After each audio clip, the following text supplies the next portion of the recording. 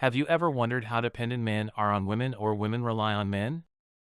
This really is a thought that comes across your life occasionally and makes you wonder to what level are men and women dependent on each other. So, can women live independently of men? And I don't mean this in the sense of life or death. If the men in their lives were no longer around, would they still be able to live their lives as they do now? How would society be if men did not require the approval or acknowledgement of women in any way and were entirely self-sufficient? In keeping with this supposition, we can also state that women would be totally independent of men and would not require any type of control over them through social or cultural structures. If all males decided they were done with women and would have to live alone, it would be the end for them all. Do you believe they could still achieve on their own, or do you disagree with that statement? Let's investigate this further to learn the solution and see whether women may be strong and independent without men. I don't find many instances of women who have truly lived and thrived independently if I look at the examples around me in popular culture. Yes, they have prospered as a result of utilizing the tools a man has brought into her life, but not via her own diligence and determination. If I consider unmarried women, their entire existences are devoted to attempting to attract the interest and approval of the guys they find attractive. Additionally, they make better use of the man's time, effort, and resources when they are in a relationship with him.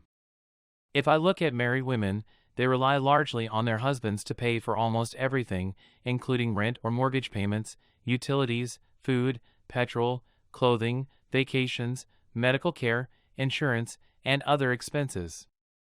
They still rely on their spouses for the majority of things, even though they are successful working mothers. They rely on them for household chores such as fixing the ceiling, plumbing, painting, and the machinery in the house. And if I look at single divorced women, they typically rely on the funds provided by the law to support themselves and their kids. These are resources that a former husband typically sends every month. Women cannot function freely without men, at least not in my environment or from the people I know or have seen. But I'm quite interested to know why this occurs. Why are women so dependent on men if they are equal to men and can perform all tasks that men can? Perhaps it has to do with the gender-specific expectations that are put forth by a society.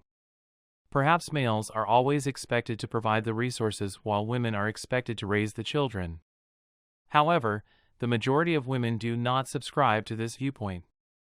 They believe that the cosmos and nature have given them considerably greater responsibilities than just raising children. They are expected to make crucial decisions for massive corporations, manage the government, combat crime, become military leaders and patrol officers, and serve as ministers. The question is, if women achieve becoming military commanders or oil engineers, will they still need men in their lives? And what for? How will the tables turn? Or will she still require a husband or a companion to assist with household duties even after becoming a minister? Will these women continue to live this way for the rest of their lives if they are so successful in their work and even if they think they don't need men? One of the saddest things I have ever witnessed is an elderly homeless woman being forced to live on the streets. She probably received support from a person or a government agency, but it was obvious by her presence on the streets what her situation was.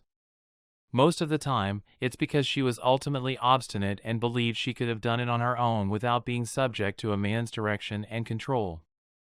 That is typically the case since many of these women, particularly in this day and age, would prefer hardship to a guy who would look out for her, provide for her, keep her safe, and stop her from destroying the family.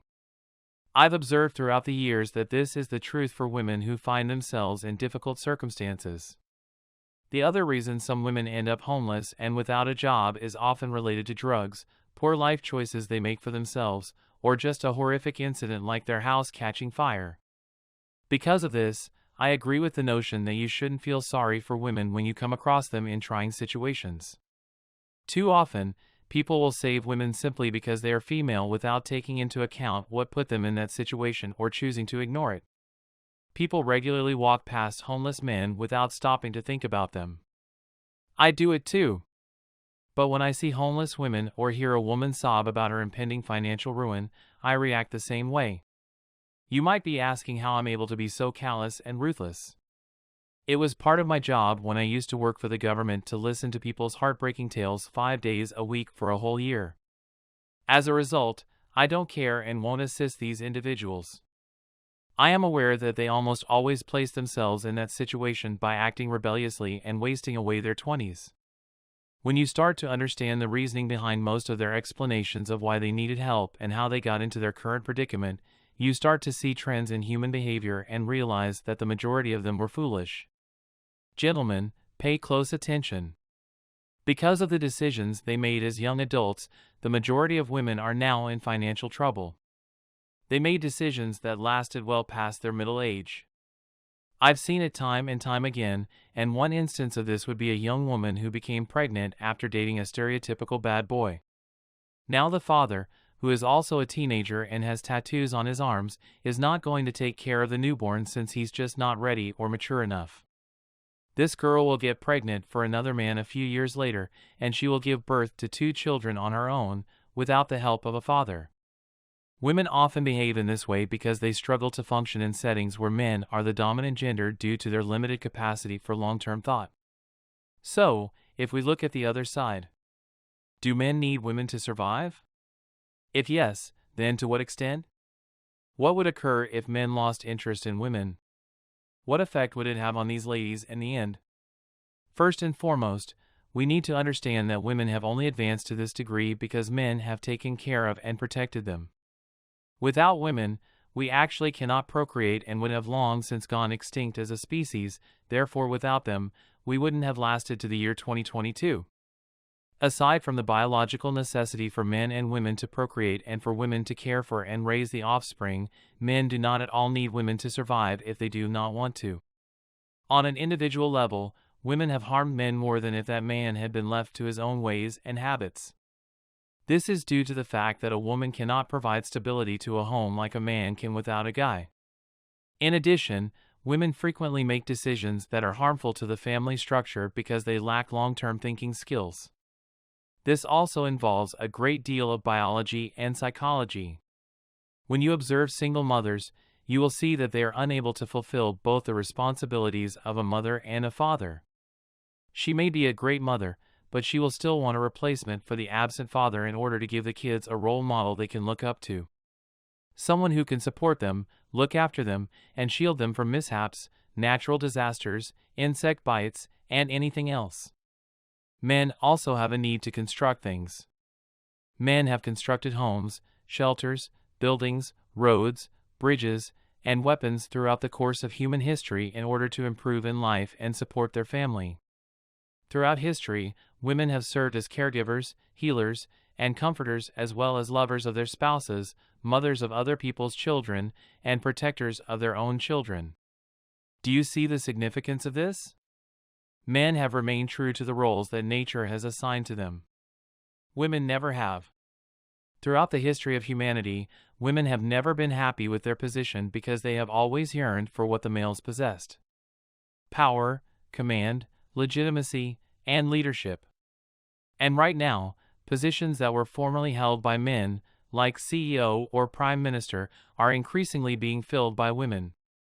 That's not a problem. The problem is that women don't comprehend that they would lead far better, healthier, happier, and richer lives if they were in alignment with their actual nature or what the universe had meant for them. They would not have to go off against men. They wouldn't experience suffering the way males do. And males proudly perform that. Women whine a lot while doing that. Men don't act like women, you don't see that. They are in harmony with their nature, which is why they keep things short and uncomplicated. Men require women for various reasons. As misogynist as it may sound, men require women in order to procreate and engage in physical intimate activity. Then, as they suffer and struggle to support the woman and the child for the rest of their life, they require women to raise the children. That is still what males do today. They don't demand that she work 3 jobs in addition to paying the rent while they watch TV and read books in the bathtub while sipping coffee. I'm trying to emphasize that whether or not women want to admit it, they will always need men. Thanks for watching. Please like the video and subscribe to the channel.